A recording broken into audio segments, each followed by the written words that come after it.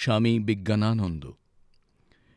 স্বামী বিজ্ঞানানন্দের পূর্ব নাম ছিল হরিপ্রসন্ন চট্টোপাধ্যায়। তাঁহার পিতা তারকনাথ চট্টোপাধ্যায়ের আদি বাসস্থান ছিল ২৪ পরগনার অন্তর্গত বেলঘরিয়ায়।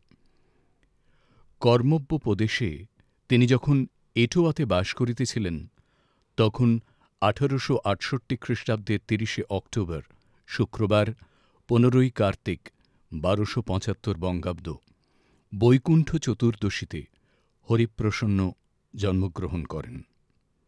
শৈশবে কাশীধামে পিতৃগৃহে থাকিয়া তিনি বিদ্যাভ্যাস করেন। পরে ১৮৭৮ বেলঘরিয়ায় আদি পিতৃগৃহে আসেন। তাঁহার পিতা ইংরেজ সরকারের কমিশরিয়েটে কাজ করিতেন। দ্বিতীয় আফগান যুদ্ধের সময় ১৮৮১ খ্রিস্টাব্দ কোয়েটাতে তাঁহার মৃত্যু হয়। বাল্যে পিতৃবিয়োগে হরিপ্রসন্ন বিশেষ কাতর হইলেও আত্মীয় স্বজনের যত্নে সান্ত্বনা লাভ করিয়া বেলঘরিয়া হইতে কলকাতায় ট্রেনে গমনাগমনপূর্বক বিদ্যালয়ে পাঠাভ্যাসে রত থাকেন। তিনি ১৮৮২ খ্রিস্টাব্দে কলকাতার হেয়ার স্কুল হইতে প্রথম বিভাগে উত্তীর্ণ হন এবং উহার ৩ বৎসর পরে সেন্ট জেভিয়ার্স কলেজ হইতে প্রথম বিভাগে F.A. পাশ করেন। এই কলেজে স্বামী শারদানন্দ, কুমিল্লার বরদাসুন্দর পাল এবং প্রবাসী সম্পাদক রামানন্দ চট্টোপাধ্যায় তাঁহার সহাধ্যায়ী ছিলেন। বিএ পড়িবার জন্য হরিপ্রসন্নকে পাটনায় যাইতে হইল। তথায় পাঠ শেষ করিয়া ইঞ্জিনিয়ারিং শিক্ষার জন্য তিনি পুনায় গমন করিলেন। পুনায় ব্যয়বাহুল্য ছিল না বলিয়া তখন অনেক বাঙালি ছাত্র তথায় মেসে অবস্থানপূর্বক অধ্যয়ন করিতেন। হরিপ্রসন্ন অপর ৬টি ছাত্রের সহিত সেখানে থাকিয়া জ্যেষ্ঠ তাঁতের প্রেরিত মাসিক ২৫ টাকায় ব্যয় নির্বাহ করিতেন। ছাত্রজীবনে তাঁহার ধর্মভাব বিশেষ লক্ষিত হইত। তিনি প্রত্যহ গায়ত্রী জপ করিতেন। তাঁহার অনুপ্রেরণায় ছাত্রগণ স্থির করেন যে তাঁহারা নিজ প্রয়োজনে যখন যে পুস্তক বা যন্ত্রাদি ক্রয় করিবেন, তাহা মেসের অপর সকলেও ব্যবহার করিতে পারিবেন এবং কেহ চলিয়া গেলে পরবর্তী ছাত্রদের জন্য উহা রাখিয়া যাইবেন। বাল্যে তিনি অতি সত্যবাদী ছিলেন। একবার তাঁহার মাতা নকুলেশ্বরী দেবী তাঁহাকে মিথ্যাবাদী বলিলে তিনি প্রবল প্রতিবাদ জানাইলেন। ইহাতেও মাতার প্রত্যয় হইল না দেখিয়া ক্ষোভ সহকারে কহিলেন, আমি যদি মিথ্যা কথা বলে থাকি তবে আমি ব্রাহ্মণ নই, এবং তৎক্ষণাৎ স্বীয় যজ্ঞোপবীত ছিন্ন করিলেন। মাতা ইহাতে ভীত হইয়া বলিলেন, কি মহা অকল্যাণ করলি! দৈব দুর্বিপাকে ইহার পরদিবসই পিতার মৃত্যু সংবাদ আসিল। তখন সদ্য বিধবা মাতা দারুণ শোকে বলিলেন, তোর অভিশাপেই এমনটি হল। আর এক ঘটনায় তাঁহার আস্তিকতার প্রমাণ পাওয়া যায়। তিনি শুনিয়াছিলেন বানর মৃত্যুকালে রাম নাম করে। একদিন তিনি বাড়ির বাঁশঝাড়ের দিক হইতে বন্দুকের শব্দ শুনিয়া ছুটিয়া গিয়া দেখিলেন গুলিতে আহত এক বানর নীচে চিত হইয়া পড়িয়া করজোড়ে কাঁদিতেছে। তাঁহার মনে হইল বানর সত্যই রাম নাম করিয়া প্রাণ ত্যাগ করিতেছে। পুনা কলেজের এই নিয়ম ছিল, যে দুইজন ছাত্র প্রথম ও দ্বিতীয় স্থান অধিকার করিতেন তাঁহারা যথাক্রমে বোম্বাই ও ভারত সরকারের চাকরি পাইতেন। মেধাবী ছাত্র হরিপ্রসন্ন প্রথম না হোক অন্তত দ্বিতীয় স্থান অধিকার করিবেন, এই বিষয়ে কাহারও সন্দেহ ছিল না। কিন্তু সহপাঠী রাধিকা প্রসাদ একান্ত দরিদ্র ও তাহার চাকরির বিশেষ প্রয়োজন আছে দেখিয়া হরিপ্রসন্ন তাহাকে বলিলেন, ভাই, আমি এ বৎসর পরীক্ষা না দিয়ে আগামী বৎসর দেব। রাধিকা প্রসাদ দুর্ভাগ্যক্রমে দ্বিতীয় স্থান অধিকার না করিতে পারিলেও হরিপ্রসন্নের সহৃদয়তায় তিনি মুগ্ধ হইয়াছিলেন এবং উহা স্মরণ রাখিয়া পঞ্চমুখে তাঁহার প্রশংসা করিতেন। পরবর্তী বৎসরের ১৮৯২ পরীক্ষায় হরিপ্রসন্ন দ্বিতীয় স্থান অধিকার করিয়া কলেজ ত্যাগ করেন। তাঁহার প্রথম না হইবার কারণস্বরূপে জানা যায় যে তাঁহাদের কলেজের ভূতত্ত্বের অধ্যাপক, একজন খ্রিস্টান পাদ্রী, হিন্দু ধর্মের নিন্দা করিতে বেশ পটু ছিলেন। একদিন তিনি জন্মান্তরবাদের বিদ্রূপ করিলে হরিপ্রসন্ন সমুচিত উত্তর দিলেন। ইহাতে অধ্যাপক নিরস্ত হইলেন, কিন্তু ছাত্রের ঐ ঔদ্ধত্যের প্রতিশোধ লইলেন প্রশ্নোত্তর পরীক্ষার কালে। ভূতত্ত্বে কম নম্বর পাইয়া হরিপ্রসন্নকে দ্বিতীয় স্থান গ্রহণ করিতে হইল। বাল্যে বেলঘরিয়ায় পিতৃগৃহে বাসকালেই তিনি শ্রীরামকৃষ্ণের পূর্ণ দর্শন লাভ করিয়াছিলেন। সেই দিন বিকালে 4টার সময় তিনি সমবয়স্কদের সহিত এক পরিচিত বালকের বাটিতে খেলা করিতেছেন। এমন সময় একটি সঙ্গী সংবাদ আনিল, পরমহংস মহাশয় বেলঘরিয়ার উদ্যানে আসিয়া 1879 খ্রিস্টাব্দ 15ই সেপ্টেম্বর কেশবচন্দ্রের সহিত মিলিত হইয়াছেন। ক্রীড়ারত হরিপ্রসন্নের পরিধানে একখানি মাত্র ধুতি। ঐ অবস্থায় তিনি নুনকোট খেলা ত্যাগ করিয়া সঙ্গীদের সহিত পরমহংসকে দেখিতে চলিলেন।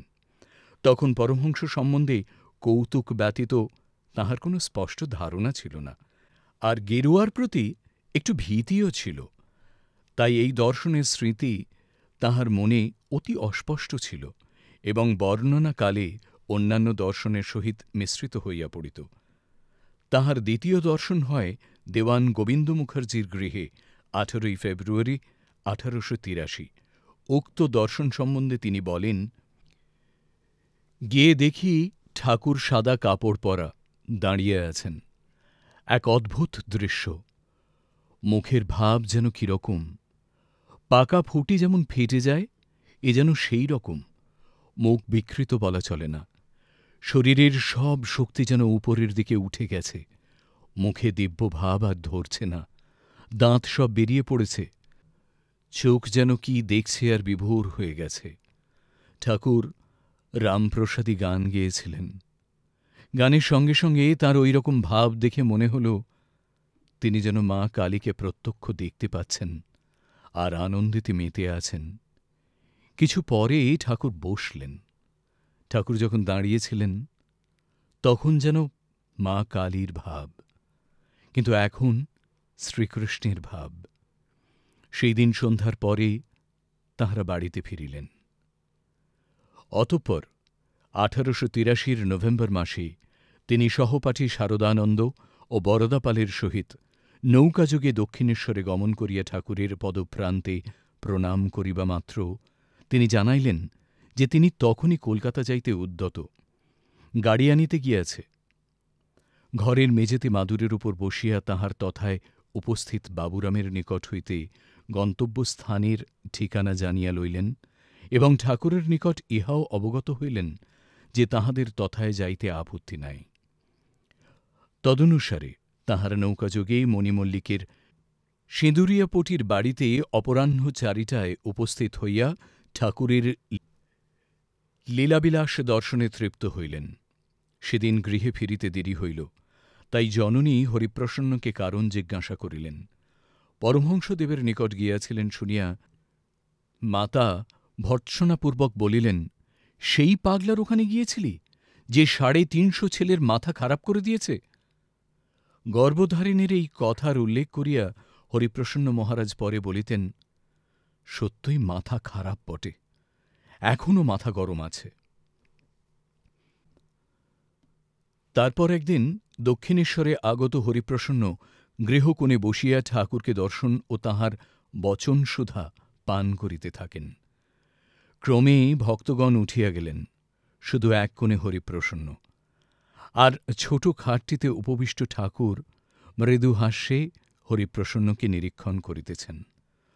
হরিপ্রসন্ন বিদায় লইতে উঠিলে ঠাকুর বলিলেন, তুই কুস্তি লড়তে পারিস? আমার সঙ্গে লড়তে পারবি? দেখি, লড় তো এক হাত। এই বলিয়া সোজা হইয়া দাঁড়াইলেন।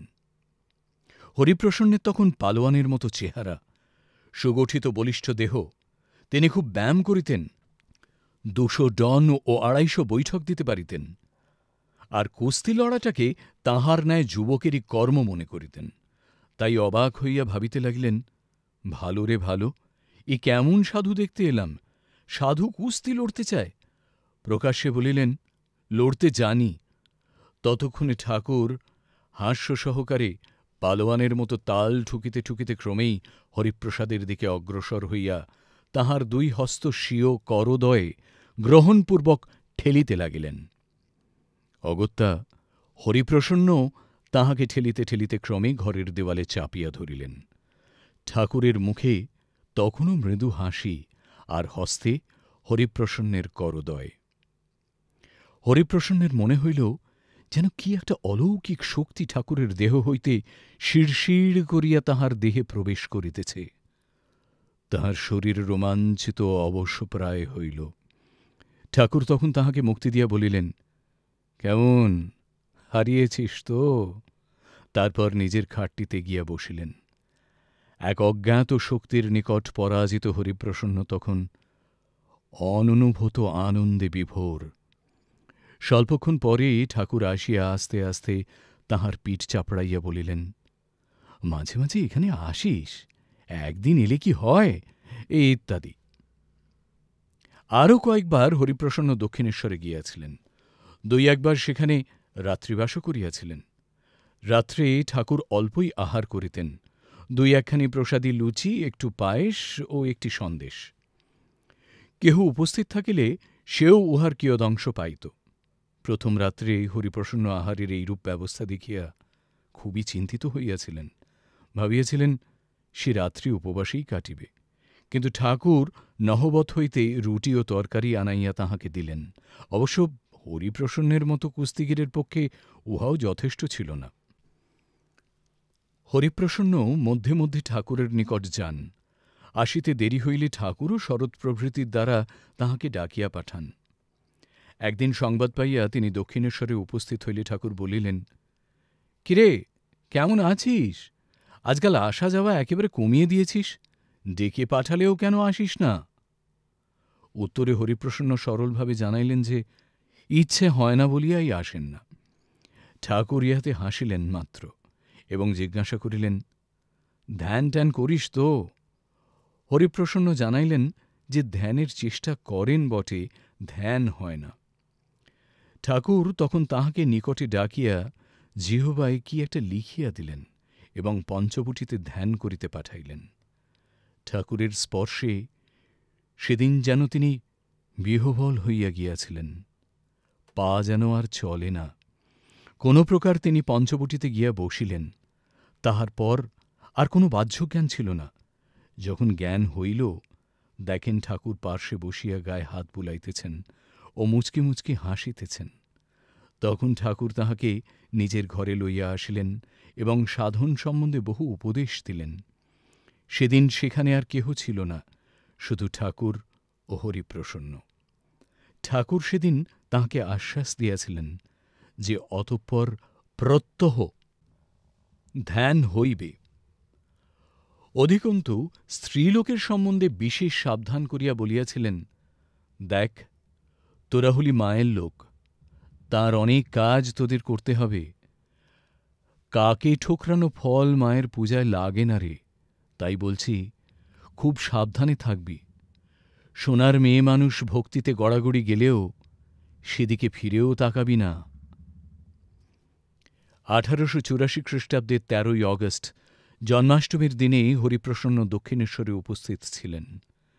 সেদিন গিরিশবাবু সদল বলে আসিয়া সন্ধ্যার পর স্বরচিত কেশব করু করুণা দিনে ইত্যাদি সঙ্গীতটি গাহিয়াছিলেন। সঙ্গীত শুনিয়া ঠাকুরের ভাব হয় এবং দুই নয়নে প্রেমাশ্রু বহিতে থাকে। তিনি ভাবাবস্থায় গিরিশবাবুকে আলিঙ্গন করেন ও তাঁহার ক্রোড়ে উপবেশন করেন। গিরিশবাবু চলিয়া গেলে অনেক রাত্রি হইয়াছে দেখিয়া ঠাকুর হরিপ্রসন্নকে বলিলেন, রাত অনেক হয়েছে, আর যে কাজ নেই, আজ এখানেই থেকে যা। হরিপ্রসন্ন সে রাত্রি কালীবাড়িতেই থাকিয়া গেলেন। মাঝরাত্রে জাগিয়া দেখেন ঠাকুরের ঘুম নাই। মা মা করিতেছেন আর মশারির চারিপার্শ্বে ঘুরিতেছেন। হরিপ্রসন্ন ভাবিতে লাগিলেন, ইনি কি পাগল হলেন নাকি? ঘুম নাই, বিশ্রাম নাই, কেবল মা মা করছেন। লোকে যে বলে পাগলা বামুন, এ তো দেখছি সত্যই। পরদিন বাড়ি যাইতেই তাহার এক দিদি জিজ্ঞাসা করিলেন, কাল রাত্রে কোথায় ছিলি?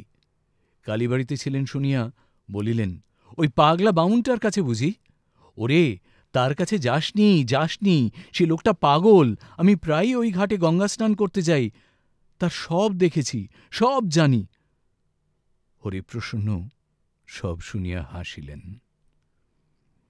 হরিপ্রসন্ন প্রথম যেদিন ঠাকুরের মুখে শুনিলেন যে রাম, যে কৃষ্ণ, সেই এ শরীরে রামকৃষ্ণ, সেদিন তাহার তেমন বিশ্বাস হয় নাই। মনে বরং এইরূপ চিন্তা উদিত হইয়াছিল, তা একটু আবোল তাবোল বললেই বা, লোকটি তো ভালো, সরল।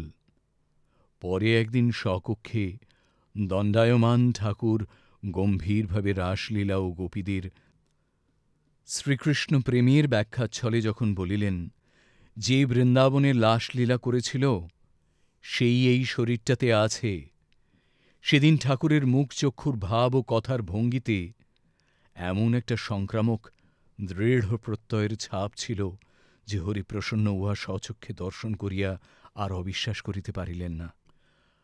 আর একদিন শ্রীরামকৃষ্ণের পদসেবা করিতে আদিষ্ট হইয়া হরিপ্রসন্ন এরূপ সবলে টিপিতে লাগিলেন যে ব্যথিত সুরে ঠাকুর বলিয়া উঠিলেন, ওরে, আস্তে আস্তে। সম্ভবত ওই দিনেই কোন্নগর হইতে আগত এক ভদ্রলোক প্রসঙ্গান্তে চলিয়া গেলে ঠাকুর বলিলেন, আমি সকলের অন্তর কাঁচের আলমারির মধ্যে জিনিসপত্র রাখলে যেমন দেখা যায়, ঠিক তেমনি দেখতে পাই। কথা শুনিয়া ভীত মনে হরিপ্রসন্ন ভাবিলেন, তাহলে তো আমার ভেতরেও কি সব আছে দেখতে পাচ্ছেন। এরূপ চিন্তা বড়ই অস্বস্তিকর।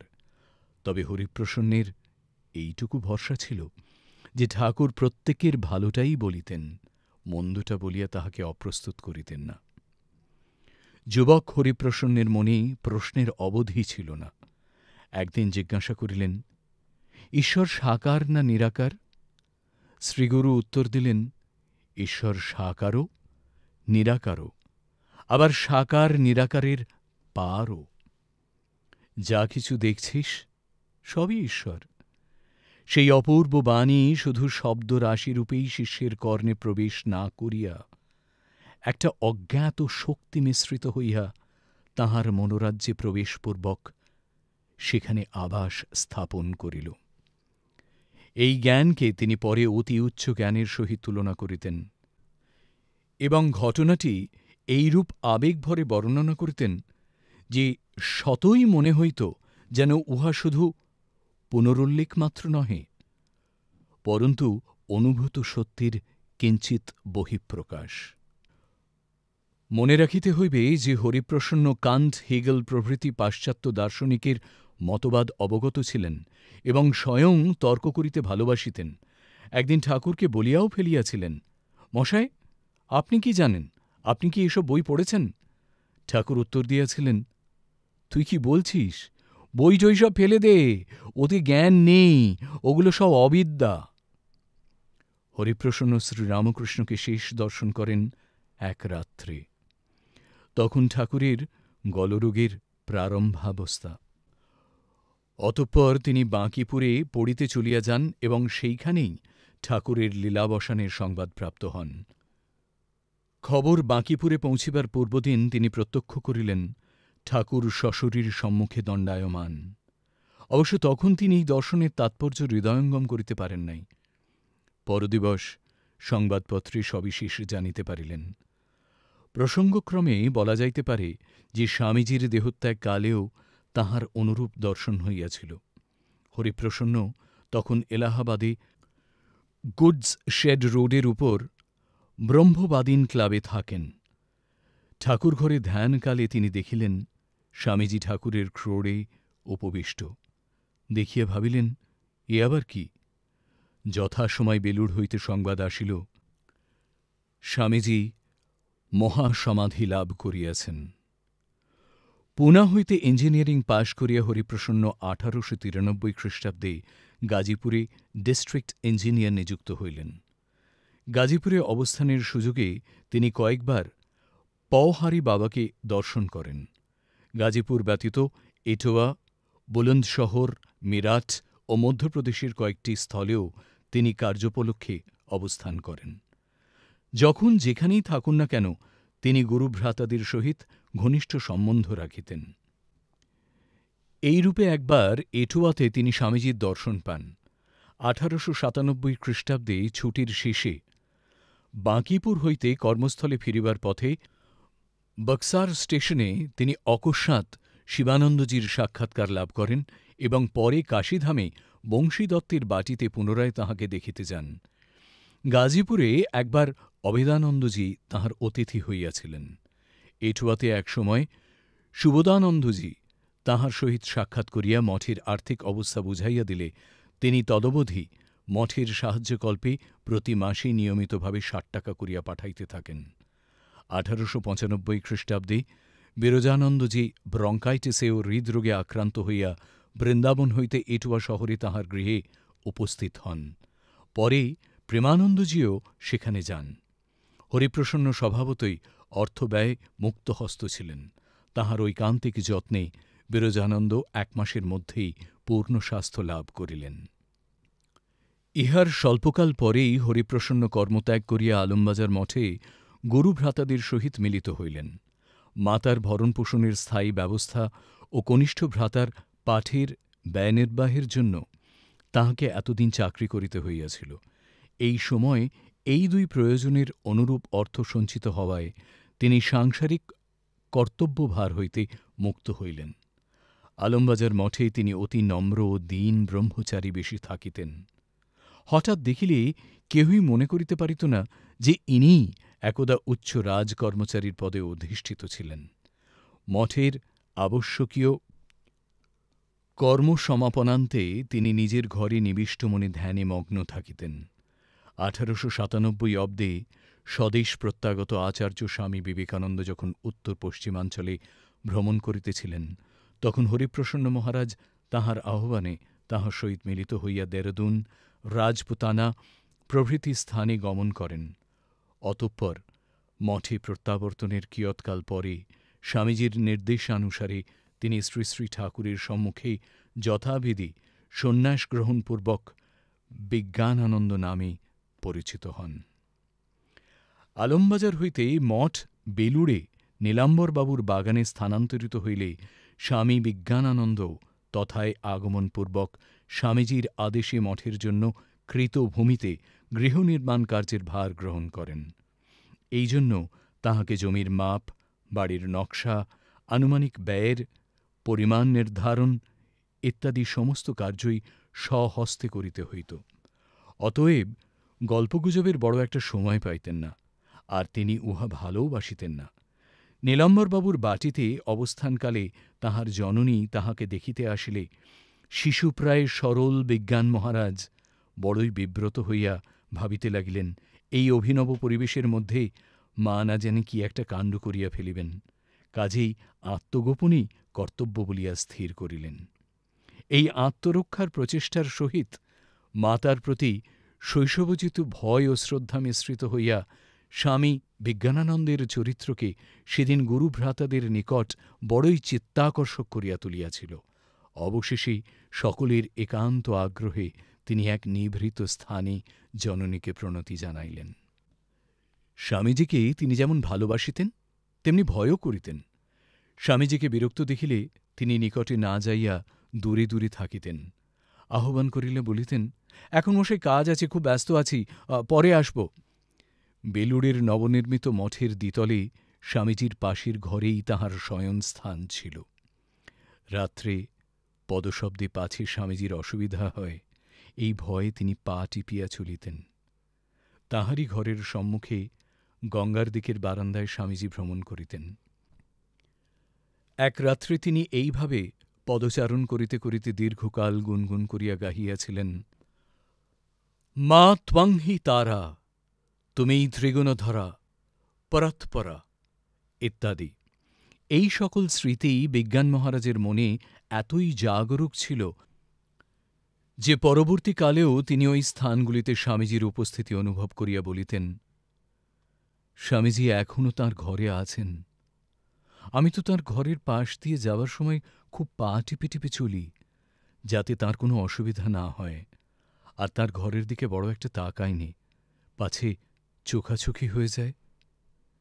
এমনি কৌতূহলী কোনো শ্রোতা যদি প্রশ্ন করিতেন, এখনো স্বামীজিকে দেখতে পান, তবে নিঃসন্দিগ্ধ উত্তর আসিত, তিনি রয়েছেন আর দেখতে পাব না? এইরূপ দৃঢ় বিশ্বাসের পশ্চাতে ছিল আরও বহু অনুভূতি। এক রাত্রে তিনি উঠিয়া দেখিলেন যেন স্বামীজীর কক্ষে আলো জ্বলিতেছে। প্রথমে তাহার মনে হইল হয়তো স্বামীজী নিশীথে অধ্যয়ন আদি করিতেছেন। ঔৎসুক্যবশত দ্বারের মধ্যে দিয়ে অভ্যন্তরে দৃষ্টিপাতপূর্বক তিনি দেখিলেন স্বামীজী ধ্যানস্থ, আর তাঁহারই অঙ্গের আভায় কক্ষ উদ্ভাসিত। আর একটি ঘটনার কথাও তিনি বলিয়াছিলেন। স্বামী বিজ্ঞানানন্দের ঐকান্তিক পরিশ্রম ও স্থাপত্য কৌশলে মঠের মূল বাটি ও পূজাগৃহ সমাপ্ত হইলে তাহার প্রস্তাবে স্বামীজী গঙ্গার ধারে পোস্তা নির্মাণের ব্যবস্থা করিতে বলিলেন। এই কার্যে নিযুক্ত থাকাকালে এক দ্বিপ্রহরে ভাঁটার সময় রৌদ্রে দণ্ডায়মান বিজ্ঞানানন্দ মহারাজ গলদঘর্ম হইয়া নিবিষ্ট মনে কার্য পরিচালনা করিতেছেন, যাহাতে জোয়ার আসিবার পূর্বেই আরব্ধ কর্ম সমাপ্ত হইয়া যায়। তাই জল পিপাসায় কণ্ঠ শুষ্ক হইলেও স্থান ত্যাগ অসম্ভব। উপরে দ্বিতলে অসুস্থ স্বামীজী চিকিৎসকের বিধিমত বরফ দিয়া দুধ পান করিতেছিলেন।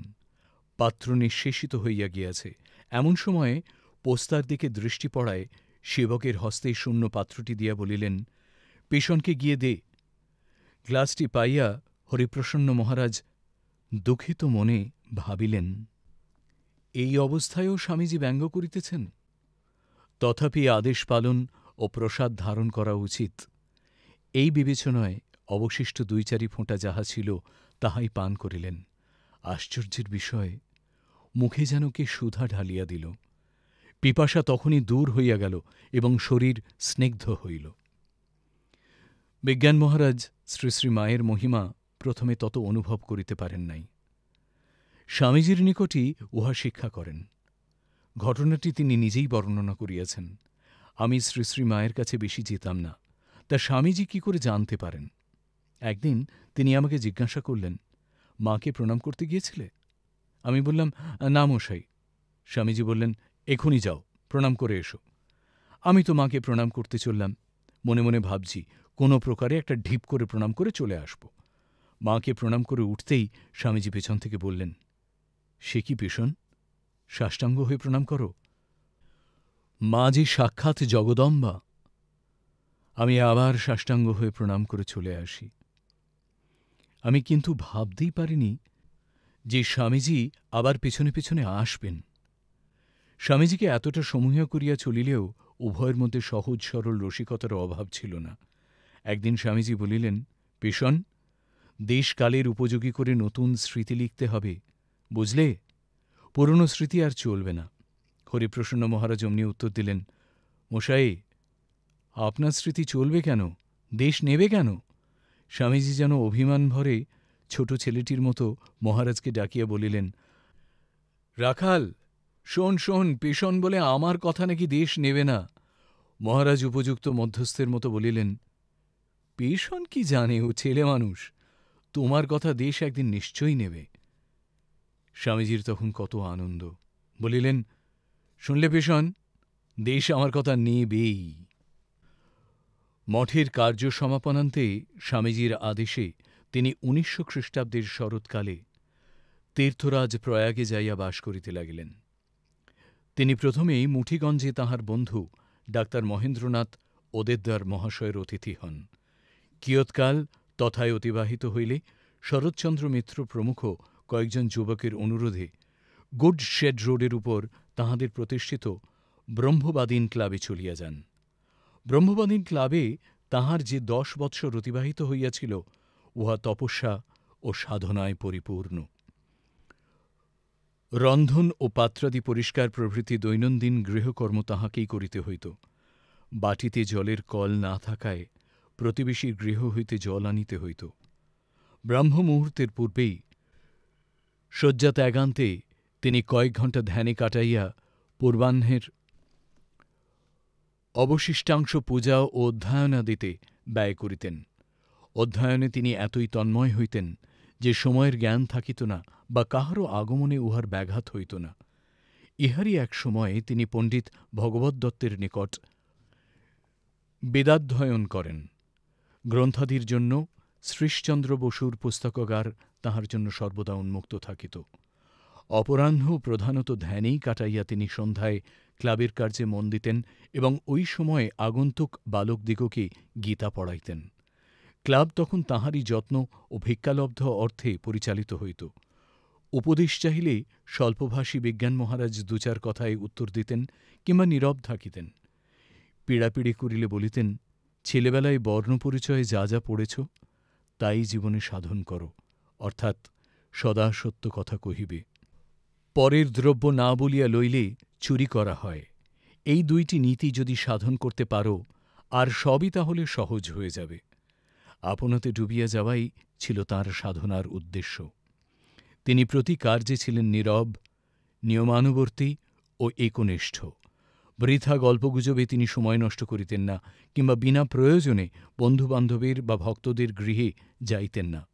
ক্লাবে তাঁহার ৩ বৎসর বাসের পর গৃহস্বামী উহা হস্তান্তর করিতে উদ্যত হইয়াছেন জানিয়া বিজ্ঞানানন্দজীর অকৃত্রিম বন্ধু মেজর বামনদাস বসু তাঁহার প্রয়াগ দিবস নিষ্কণ্টক করিবার উদ্দেশ্যে স্বয়ং গৃহখানি ক্রয় করিয়া সামান্য ভাড়ায় ক্লাবকে ব্যবহার করিতে দেন এবং জলের কলের অভাব আছে দেখিয়া তাহাও দূর করেন। পরে ইহা স্মরণ করিয়া স্বামী বিজ্ঞানানন্দ বলিতেন, শ্রীশবাবু ও তাঁহার ভ্রাতা বামনদাসবাবু এলাহাবাদে না থাকলে আমার এখানে থাকা অসম্ভব হতো। শ্রীরামকৃষ্ণের নির্দেশানুসারে তিনি স্ত্রীলোক সম্বন্ধে সর্বদাই অতি সাবধান ছিলেন। আশ্রমের অভ্যন্তরেই তাঁহাদের প্রবেশ নিষিদ্ধ ছিল। একবার তাঁহার সহোদরা তাঁহাকে দেখিতে আসিলে আশ্রমের বাহিরে ধর্মশালায় তাঁহার বাসস্থান নির্দিষ্ট হইয়াছিল। আর একদিন আশ্রমকর্মে নিযুক্ত ম্যাথর স্বয়ং না আসিয়া তাহার কন্যাকে পাঠাইলে তিনি মেয়েটিকে বলিয়া দিলেন, সে যেন তাহার পিতাকে জানাইয়া দেয় যে আশ্রমের আর ম্যাথরের আবশ্যক নাই। পরে ম্যাথর আসিয়া অনুনয় বিনয় করিতে থাকিলে তিনি বলিলেন যে অতঃপর হয় সে নিজে কাজ করিবে কিংবা পুরুষ কাহাকেও পাঠাইবে। স্ত্রীলোক সম্বন্ধে এই কঠোর নিয়ম তিনি বৃদ্ধ বয়সেও পালন করিয়াছিলেন। দেহত্যাগের স্বল্পকাল পূর্বে জনৈকা ভক্তিমতী মার্কিন মহিলা প্রয়াগে আসিয়া তাহার অনুপস্থিতিকালে তাহার জন্য আশ্রমেই অপেক্ষা করিতে লাগিলেন। অনন্তর যথাকালে উক্ত মহিলা বৃদ্ধ স্বামীজিকে আনিবার জন্য রেল স্টেশনে উপস্থিত হইতেই তিনি নির্দেশ দিলেন যে তিনি আশ্রমে থাকিতে পারিবেন না। লোকাচারে এইরূপ অনমনীয় মনোভাব প্রকাশিত হইলেও মাতৃজাতির প্রতি তাঁহার কোনো বিদ্বেষ ছিল না। এমনকি ভগবানের মাতৃভাবেই তিনি সমধিক আকৃষ্ট হইতেন। আশ্রমে তিনি বহুবার কালী, দুর্গা, জগদ্ধাত্রী প্রভৃতি দেবীর পূজা করিয়াছিলেন। স্বামীজীর প্রতি তাঁহার যে প্রীতি ছিল তাহা তদীয় ভক্তদের প্রতিও প্রসারিত হইত। সন্ন্যাসী হইবার পূর্ব হইতেই ১৯০৮ ভক্তরাজ মহারাজকে স্বামী সদাশিবানন্দ রাত্রিতে আশ্রমে থাকিতে দিয়া বিজ্ঞান মহারাজ বলিয়াছিলেন, স্বামীজীর কোনো চেলা যদি আরামে থাকতে পারে তা দেখা আমার একান্ত কর্তব্য। স্বামী সদাশিবানন্দ পরে অসুস্থ হইলেই স্বামী বিজ্ঞানানন্দ পদব্রজে প্রায় ২ মাইল দূরে কর্নেলগঞ্জে তাহাকে দেখিতে যাইতেন। তাহার ঐকান্তিক যত্নে ১৯১০ খ্রিস্টাব্দে স্থায়ী মঠ স্থাপনের জন্য ৪,০০,০০০ মুদ্রা ব্যয়ে মঠীগঞ্জে একটি বাড়ি করা হয় এবং উহারই সম্মুখে সদর রাস্তার উপর দিকে একখণ্ড পতিত জমিও সেবাশ্রম স্থাপনের জন্য ৩০০ টাকায় ক্রয় করা হয়। পরে উহার উপর দাতব্য চিকিৎসালয় নির্মিত হয়। ১৯১০ খ্রিস্টাব্দের অক্টোবরে উক্ত নিজস্ব ভবনে মঠ প্রতিষ্ঠিত হয়। ওই বৎসরই বিজ্ঞানানন্দজীকে কনখল সেবাশ্রমে গৃহ নির্মাণাদির জন্য তথায় যাইতে হয়। ১৯১৬ থেকে ১৮ খ্রিস্টাব্দে তিনি রক্ত আমাশায় খুব ভুগিয়াছিলেন। অপরকে কষ্ট দিতে পরাণমুখ ও সর্বদা আপনভাবে থাকিতে অভ্যস্ত বিজ্ঞান মহারাজের ওই সময়ের অবস্থা যেমন কষ্টদায়ক তেমনি শিক্ষাপ্রদ। দীর্ঘকাল রোগ ও যন্ত্রণায় ভুগিতে থাকিলেও তিনি কাহারও সেবা গ্রহণ না করিয়া নিজ কক্ষে একাকী শয়ন করিয়া থাকিতেন। কাহাকেও আসিতে দেখিলে ওষ্ঠে অঙ্গুলি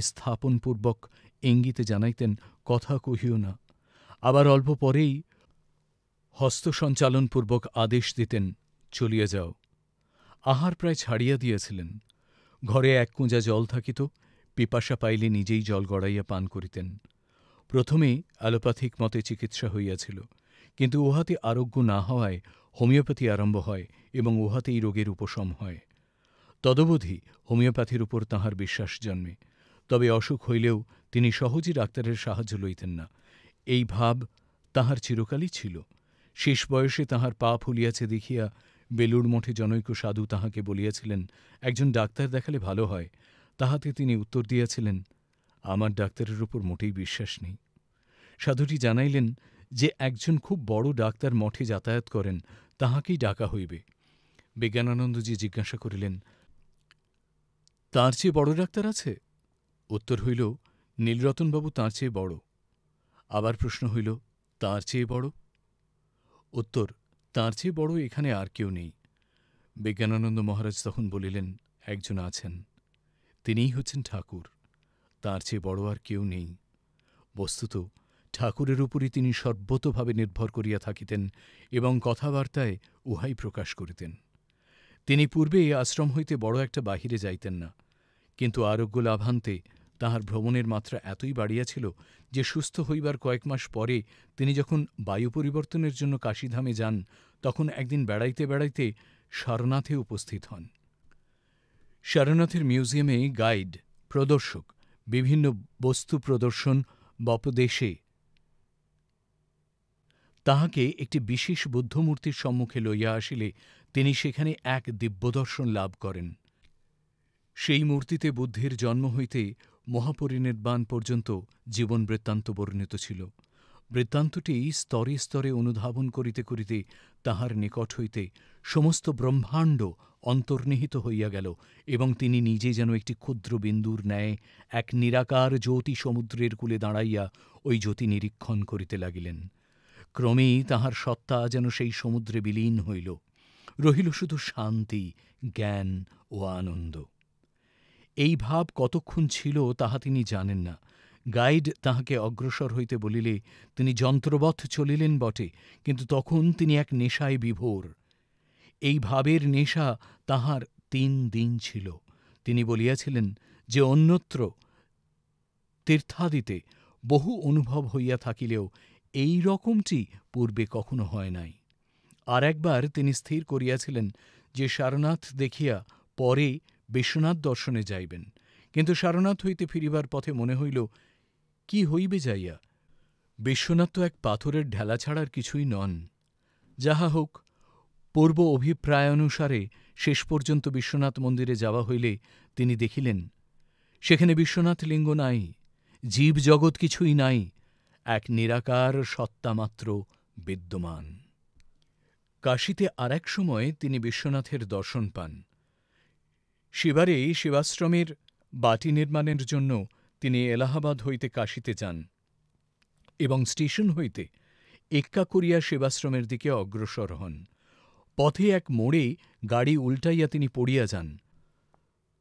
তাহার এক পা চাকার মধ্যে ঢুকিয়া যায় ও উহার ওপর একটি ভারী বাক্স পড়ে। আঘাত খুবই লাগিয়াছিল। তিনি কোনো প্রকারে শিবাশ্রমে ফিরিয়া আসিয়া ডাক্তার দেখাইলেন।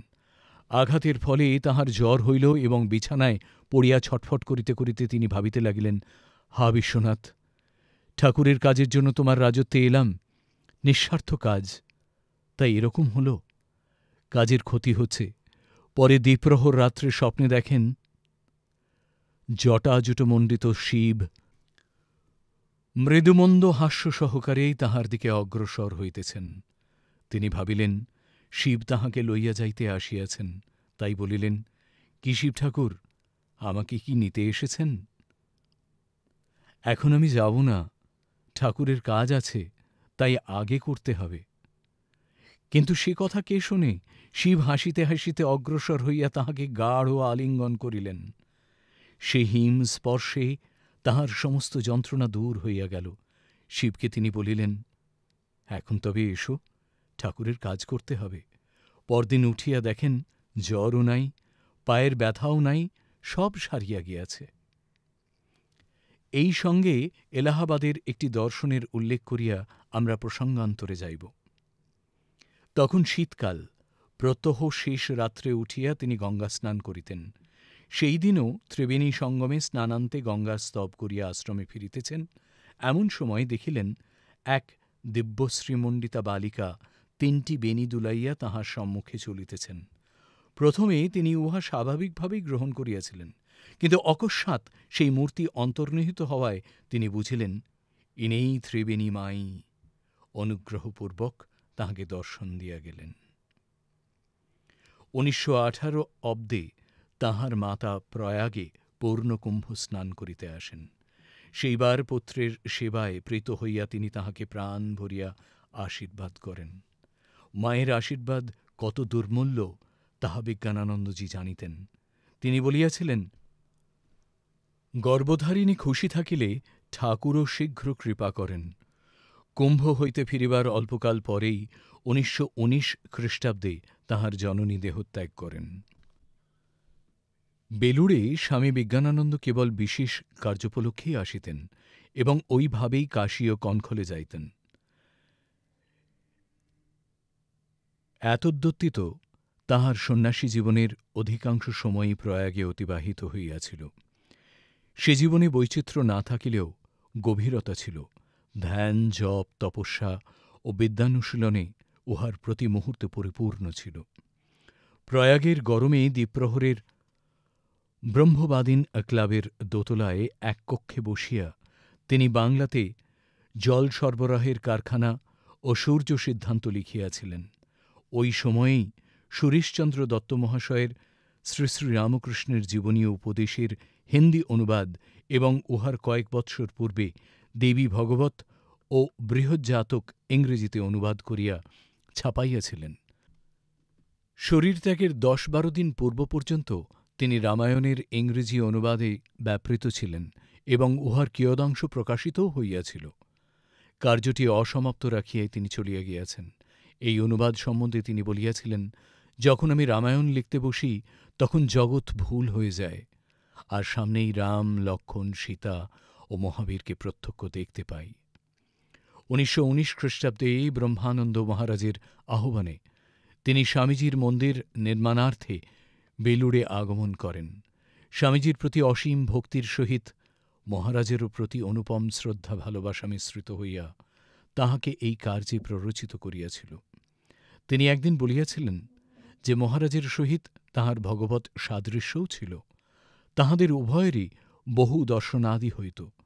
কথাটি বলিয়া ফেলিয়াই আধুনিক অবিশ্বাসীদের প্রতি কটাক্ষ করিয়াই যেন রহস্যপ্রিয় বিজ্ঞান মহারাজ মুচকি হাসিয়া কহিয়াছিলেন, তবে কি জানো, দুজনেরই রাত্রিতে ঘুম কম হতো কি না তাই ওই রকম দেখতাম।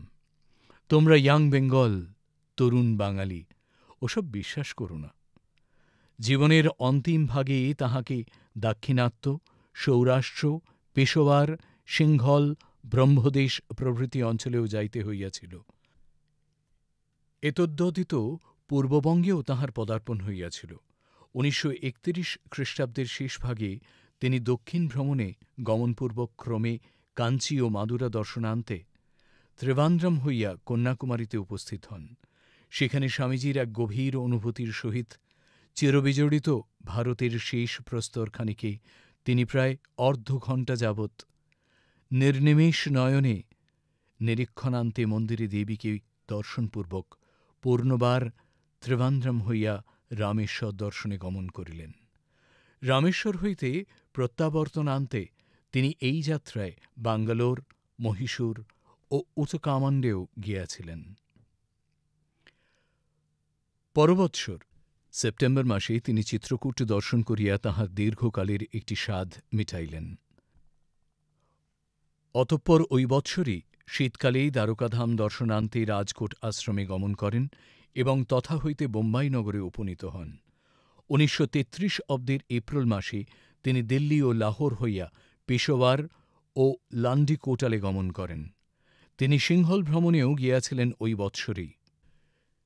সিংহলে অবস্থানকালে তিনি কেলানিয়া মন্দির, কান্ডির দন্তমন্দির এবং অনুরাধাপুরমের বোধিবৃক্ষ, বৌদ্ধদের এই ৩টি প্রধান তীর্থ, সিংহলের গ্রীষ্মাবাস, নুয়ারা, ইলিয়া এবং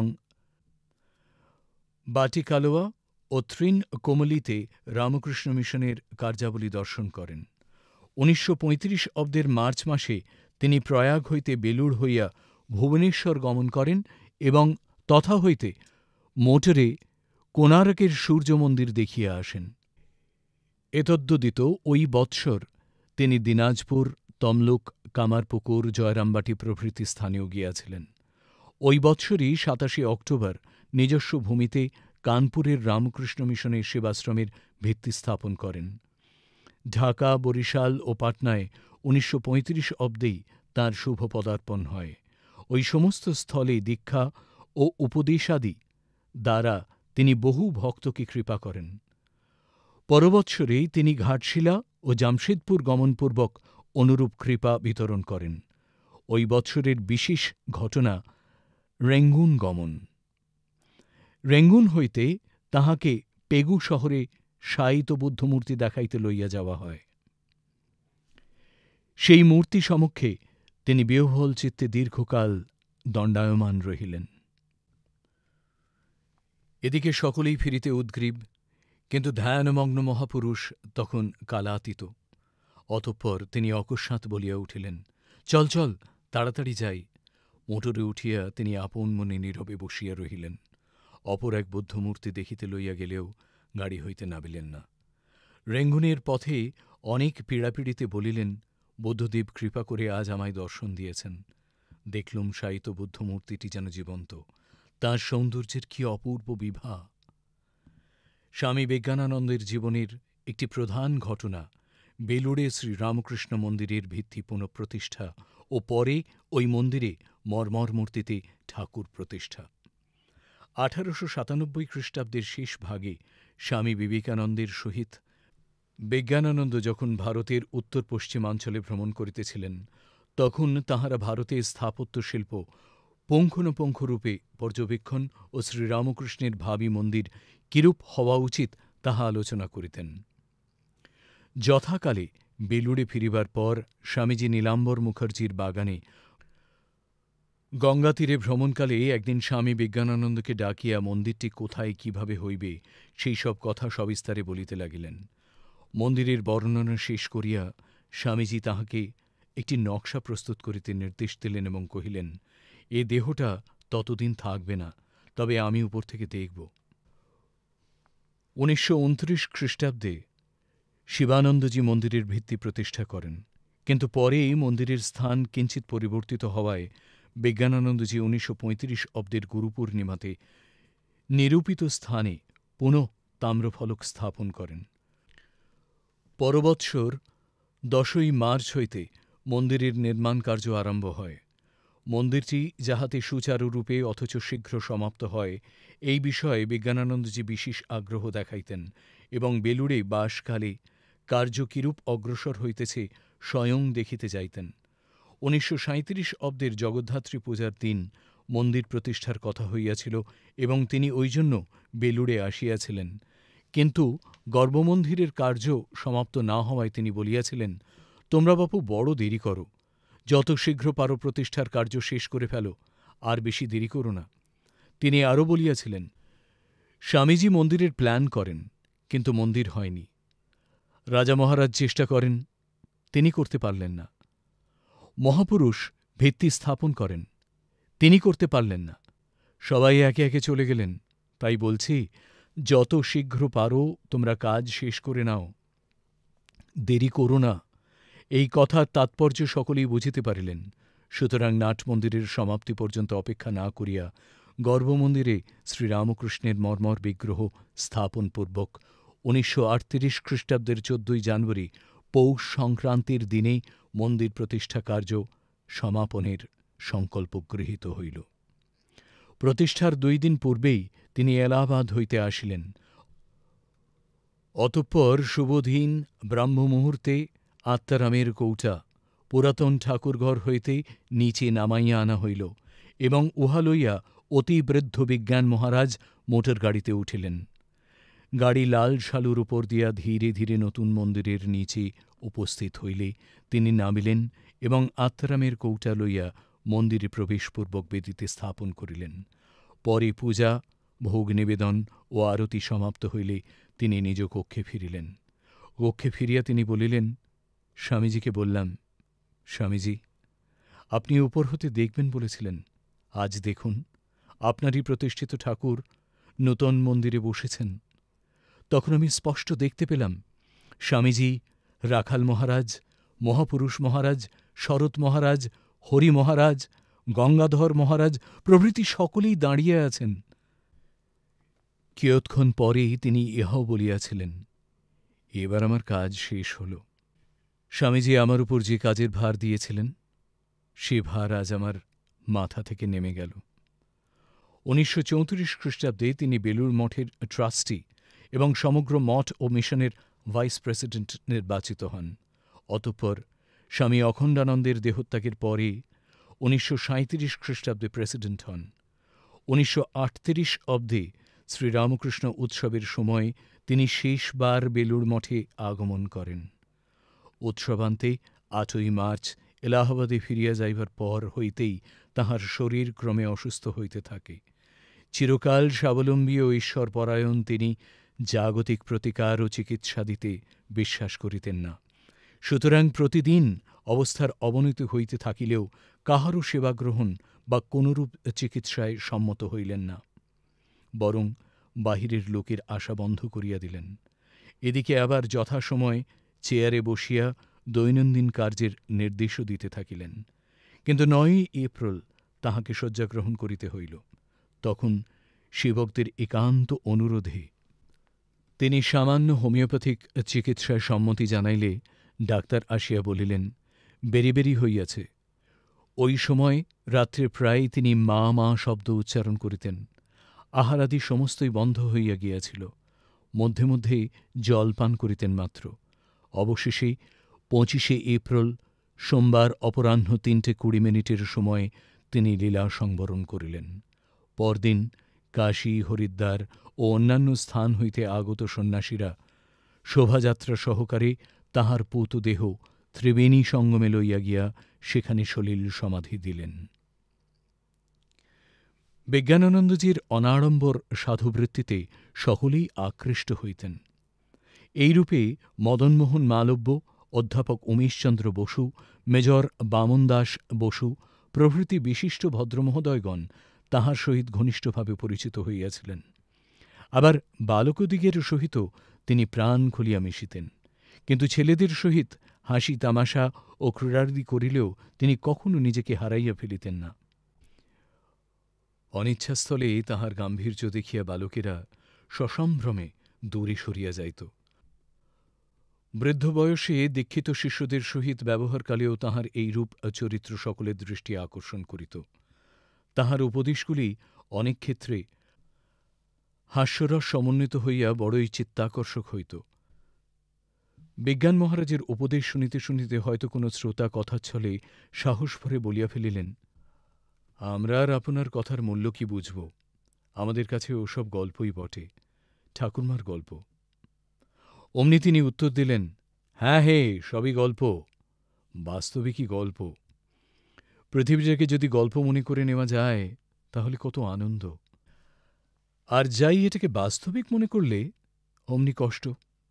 ধর্মজগতে বিশ্বাসের প্রয়োজন আছে শুনিয়া একজন বলিলেন, কিন্তু মহারাজ, আমাদের যে বিশ্বাসের অভাব। এই উক্তির ভ্রম দেখাইয়া তখনই বিজ্ঞান মহারাজ বলিলেন, জগতে এমন কোনো মানব নাই যার বিশ্বাস আদৌ নাই। বিশ্বাস ব্যতীত আপনি একটি নিঃশ্বাসও নিতে পারেন না। জনৈক ভক্ত আসিয়া বলিলেন, মহারাজ, আপনার এখানে এলে আমাদের আনন্দ হয়, তাই আসি। অমনি তিনি উত্তর দিলেন, আমারও তো আপনাদের দেখলে আনন্দ হয়। তিনি তো আপনাদের ভেতরেও আছেন। এক শিষ্যকে জিজ্ঞাসা করিলেন, ভূত দেখেছ? শিষ্য না বলাতে তিনি বলিলেন, তোমার শরীরেই পঞ্চভূত আছে, ভয় নেই। রামনাম করবে, ভূত পালাবে। যেখানে রামনাম হয় সেখানে আর ভূত থাকতে পারে না। স্বামী বিজ্ঞানানন্দের সাধারণ ব্যবহারাদি দর্শনে মনে হইত তিনি যেন অত্যন্ত খামখেয়ালী লোক, কিন্তু চেষ্টা করিয়া মিশিলে তাহার অন্তরের মহত্ব, ঔদার্য ও কোমলতা দেখিয়া আশ্চর্য বোধ হইত। স্বেচ্ছায় অবলম্বিত তাঁহার অদ্ভুত বেশভূষাদি সম্বন্ধে তিনি নিজেও সচেতন ছিলেন। তাঁহার অপূর্ব বিশাল জামা, কান ঢাকা টুপি, মোজা ইত্যাদি দেখিয়া পথিক কখনো কৌতূহলে চাহিয়া থাকিলে তিনি বলিতেন, কা দেখতা হ্যায়, হাম বান্দর হ্যায়, রামজি কা বান্দর। কথাগুলি কত সরল, অথচ আধ্যাত্মিক রসে ভরপুর। সীতারামের প্রতি তাঁহার একটা প্রাণীর টান ছিল। একবার এক ব্রহ্মচারীকে জিজ্ঞাসা করিলেন, রামায়ণ পড়েছ? সীতার দুঃখের কথা কিছু জানো? এই বলিয়া সীতার দুঃখের কথা এমন আবেগ ভরে বলিতে লাগিলেন যে অবশেষে নিজেই কাঁদিয়া আকুল। উচ্চ আত্মরাজ্যে বিচরণ করিলেও তিনি দেশের স্বাধীনতা আন্দোলনের নৈতিক দিকটার প্রতি উদাসীন ছিলেন না। দেশ সেবকদের ত্যাগ ও সঙ্গবদ্ধভাবে অহিংস যুদ্ধ তাঁহার প্রাণে সাড়া জাগাইত। ১৯৩১ অব্দের শেষাংশে পণ্ডিত জওহরলাল বন্দী হইলে ভারতব্যাপী হরতাল হয়। সেই দিন নিদ্রা ত্যাগ করিয়া বিজ্ঞানানন্দ মহারাজ বলিয়াছিলেন, এইমাত্র স্বপ্নে স্বামীজীকে দেখলাম, তিনি অস্থিরভাবে পায়চারি করছেন। দেশনেতার অবমাননায় স্বামী বিজ্ঞানানন্দের মন তখন অস্থির হইয়া উঠিয়াছিল। ইহার বহু পূর্বে তিনি ১৯২৫ অব্দের কংগ্রেস দেখিতে কানপুরে গিয়াছিলেন। ঐ সম্বন্ধে তিনি বলিয়াছিলেন, যেখানে সৎ কাজের জন্য এত লোক সমাগম হয়, জানবে সেখানে নিশ্চয়ই ঈশ্বরের পূজা হয়। সঙ্গবদ্ধ হয়ে কাজ করাও ঈশ্বরের পূজা। হাজার হোক, দেশের মঙ্গল বিষয় চিন্তা তো হচ্ছে। একতাতেই ভগবানের শক্তির বিকাশ হয়। আমাদের দেশ আবার উঠবে মনে হয়। সদা সচ্চিন্তায় মগ্ন বিজ্ঞানানন্দজি অপরের গুণরাশি দেখিতেন। এমনকি নিজের যশ কীর্তনকেও অপরের সদ্গুণেরই পরিচায়ক মনে করিতেন। রেঙ্গুনে জাহাজঘাটে বহু গণ্যমান্য ব্যক্তি তাঁহার অভ্যর্থনার জন্য উপস্থিত হইলেন এবং তাঁহার থাকারও সুব্যবস্থা হইয়াছিল। ইহার কারণ নির্দেশ করিতে গিয়া একজন যখন বলিলেন, আপনি মিশনের ভাইস প্রেসিডেন্ট আর রেঙ্গুনে মিশনের বড় কেন্দ্র, তখন বিজ্ঞানানন্দ বলিলেন, না হে না, আমি তো ভারী একটা লোক, এখানকার লোকেরাই ভালো। আরে ভায়া, আমরা সাধু সন্ন্যাসী, আমাদের যে এরা যত্ন করে, এরা ভালো লোক বলেই তো করে। ব্রহ্মানন্দজি একবার বলিয়াছিলেন, হরিপ্রসন্ন হচ্ছেন গুপ্ত ব্রহ্মজ্ঞানী। গুপ্ত ব্রহ্মজ্ঞানী বিজ্ঞানানন্দ বৃদ্ধ বয়স পর্যন্ত স্বীয় জ্ঞানকে আবৃত করিয়া রাখিয়াছিলেন। শিবানন্দজি সন্ন্যাসরোগে আক্রান্ত হইবার কয়েক মাস পরে তিনি হঠাৎ একদিন এলাহাবাদ হইতে মঠে আসিলেন। ৩ দিন মঠে বাসের পর তিনি মহাপুরুষজির নিকট বিদায় লইতে যাইলে মহাপুরুষজি স্বীয় সক্রিয় বাম হস্তখানি তাঁহার মস্তকে রাখিয়া আশীর্বাদ করিলেন। ইহাতে তাঁহার যে অনুভূতি হইল, তাহা তিনি নিজেই ব্যক্ত করিয়াছেন। সেদিন থেকে মনের ভাব একেবারে বদলে গেল। তাঁর ভাবটা যেন আমার ভেতর ঢুকিয়ে দিলেন। এখন মনে হচ্ছে, যে পর্যন্ত আমার গায়ে এক ফোঁটা রক্ত থাকবে, সে পর্যন্ত যে আসবে তাকেই ঠাকুরের নাম দিয়ে যাব। তাই তিনি মুক্ত হস্তে বহু ধর্মপিপাসুকে কৃপা করিয়াছিলেন। তাঁহার শেষ জীবনের অবলম্বন ছিলেন শ্রী শ্রী ঠাকুর ও মা। তিনি বলিতেন, সব রকমই করা গেল, এখন ঠাকুর আর মাই সম্বল, তাঁদের উপর নির্ভর করে পড়ে আছি।